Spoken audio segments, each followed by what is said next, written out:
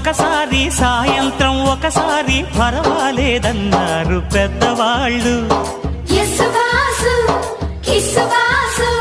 సావిట్లో ఒకసారి సందిట్లో ఒకసారి చలి కాగాలన్నారు చిన్నవాళ్ళు.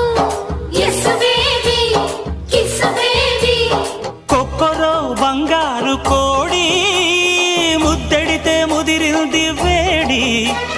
పిల్లగో చూశాని నాడి అదిరింది కన్నెమాడి.